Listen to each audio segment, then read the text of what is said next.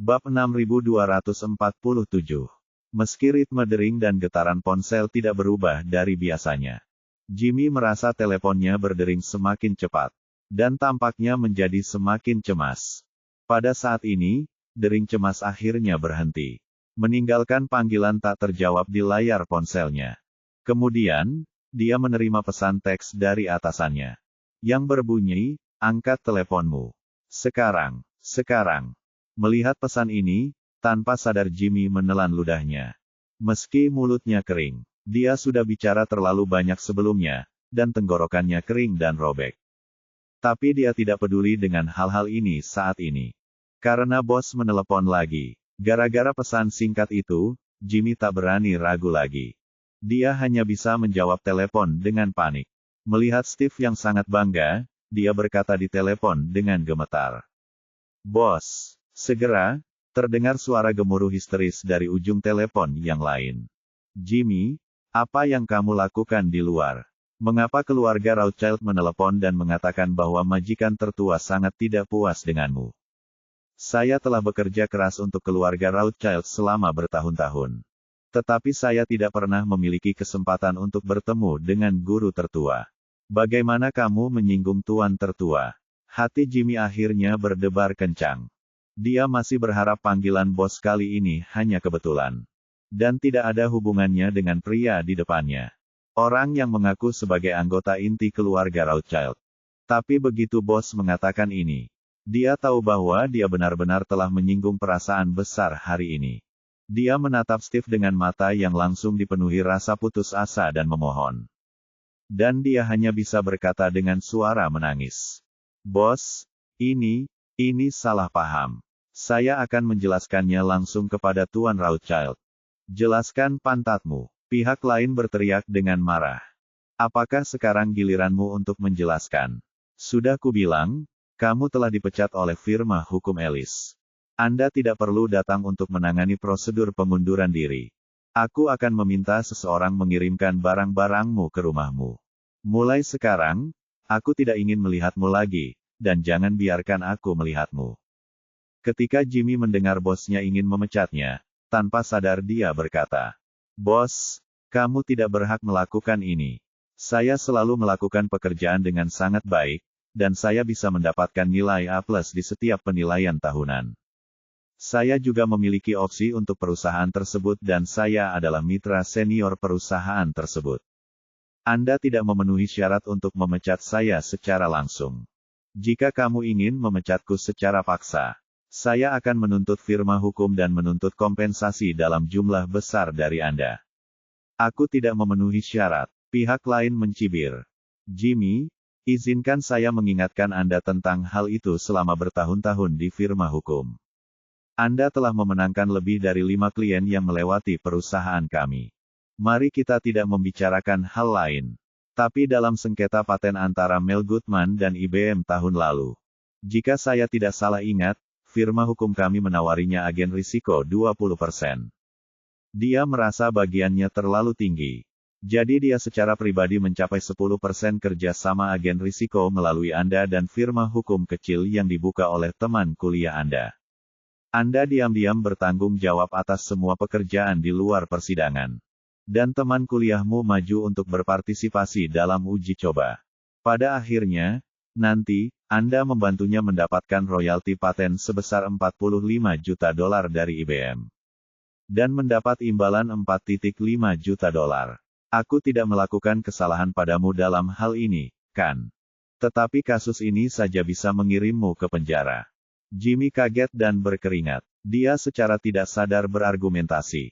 "Bagaimana ini mungkin? Apa yang kamu katakan itu benar-benar tidak masuk akal." Saat itu, Mel Goodman merasa peluangnya untuk menang sangat tinggi dan dia tidak mau menyerahkan 20% keuntungannya kepada Ellis. Jadi dia memilih bekerja sama dengan firma hukum lain. Mengenai dengan siapa dia bekerja sama, saya tidak tahu sama sekali. Apalagi ikut di dalamnya. Kamu tidak meludahkan darah di sini.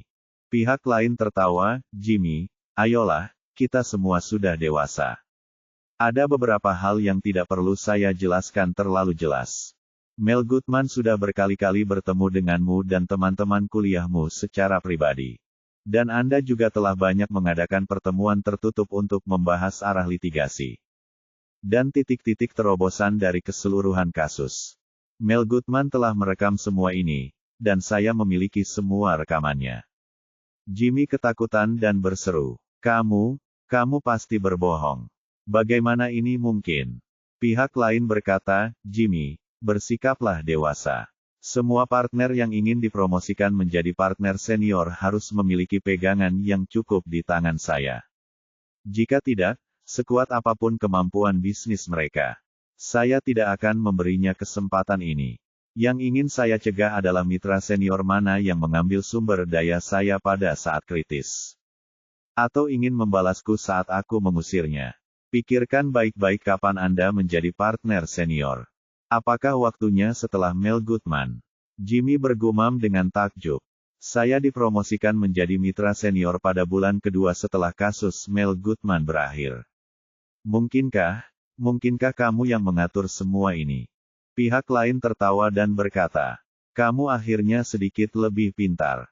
Jimmy mengertakkan gigi dan berkata, Alice, kamu Bali Matart.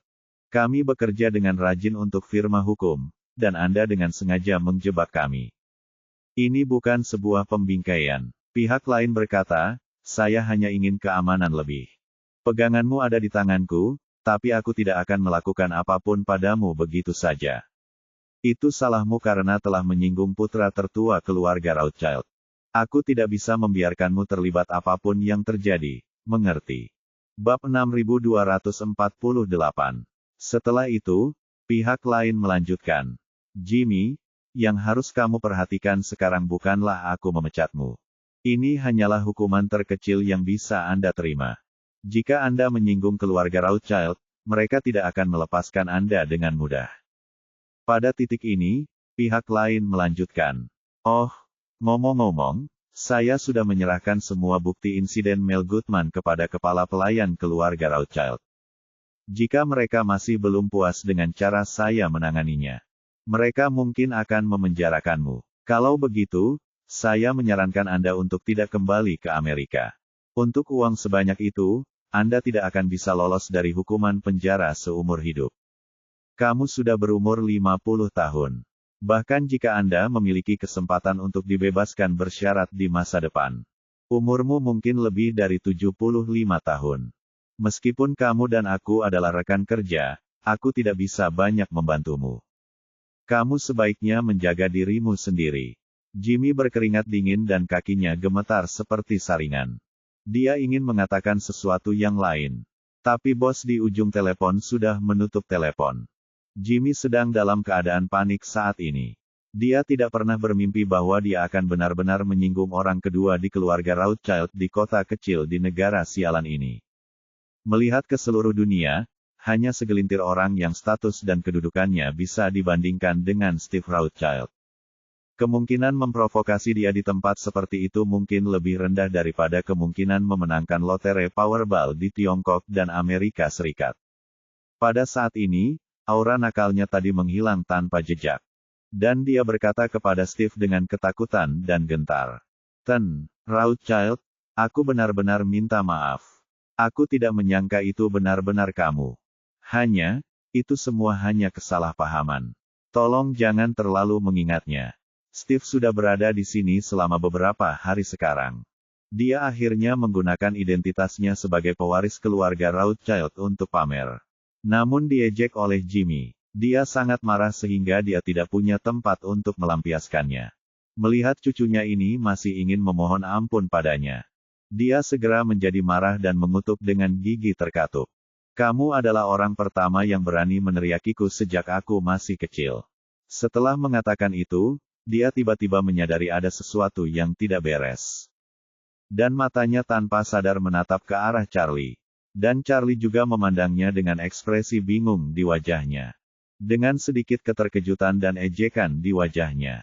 Steve terbatuk dan mengubah kata-katanya. Ada orang yang berani menantangku. Tetapi mereka semua adalah orang-orang yang saya hormati dan kagumi. Anda hanyalah seorang pengacara kecil. Dan kamu berani menantangku. Kamu pikir kamu siapa? Saat dia berbicara, ponsel Steve berdering. Kepala pelayanlah yang menelepon.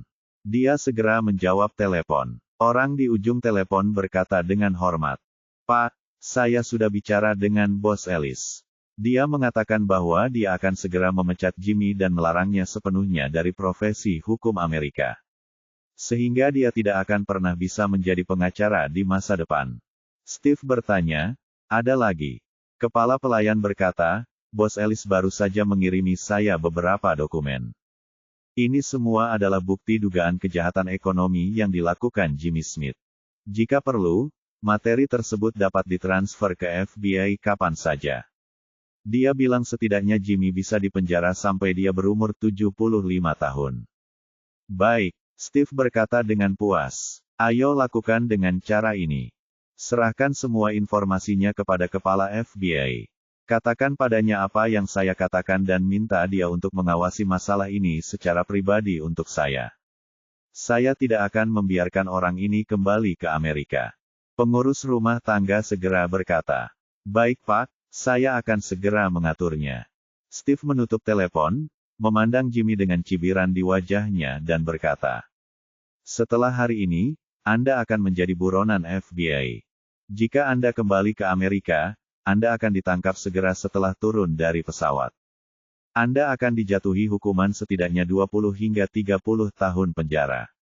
Jadi saya menyarankan Anda untuk tidak kembali. Cari pekerjaan di Nanjing. Lagi pula, tidak ada perjanjian ekstradisi antara Tiongkok dan Amerika Serikat. Selama Anda belum dideportasi, Anda bisa terhindar dari penjara." Jimmy sangat ketakutan hingga air matanya berlinang. Kakinya melunak dan dia berlutut di tanah dan memohon, "Rothschild, tolong biarkan aku pergi. Kamu bisa memukul atau memarahiku. Tapi tolong jangan berikan informasi itu kepada FBI. Kalau tidak, hidupku akan berakhir." Steve mengangkat bahu dan mencibir, "Yang aku inginkan hanyalah kamu selesai. Jika kamu tidak menyelesaikannya, di manakah wajahku?" Melihat Steve tidak memberinya wajah sama sekali, Jimmy segera melihat ke arah Mei King di samping dan menangis dan memohon, "Kakak ipar, tolong bantu aku mengatakan sesuatu, kakak ipar." Mei King masih sedikit linglung. Melihat Jimmy yang tadi sombong dan nakal tiba-tiba memohon padanya. Dia tidak tahu harus berbuat apa untuk beberapa saat, tapi hanya berkata dengan canggung, "Jimmy, saya tidak kenal Tuan Rothschild. Tidak mudah bagiku untuk mengomentari konflik kalian berdua." Mei King tidak sengaja melawan Jimmy. Tapi karena dalam hatinya dia tahu kalau pria bertubuh besar seperti Steve bukanlah seseorang yang bisa mereka jadikan teman.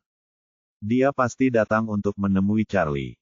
Pollard mungkin tidak terlalu mengenalnya, apalagi dirinya sendiri. Jimmy benar-benar kehilangan nyawanya saat ini. Jadi dia hanya bisa menaruh semua harapannya pada Mei King. Dia berlutut di depannya dan menangis. "Kakak ipar, tolong bantu saya memohon kepada Profesor Watt. Saya tidak akan pernah menginginkan saham Smith Law Firm lagi. Saya hanya meminta Anda mengizinkan saya kembali ke Amerika dengan selamat untuk berkumpul kembali dengan keluarga saya. Saya benar-benar tidak ingin masuk penjara. Dan aku tidak ingin tinggal di Tiongkok selamanya, kakak ipar."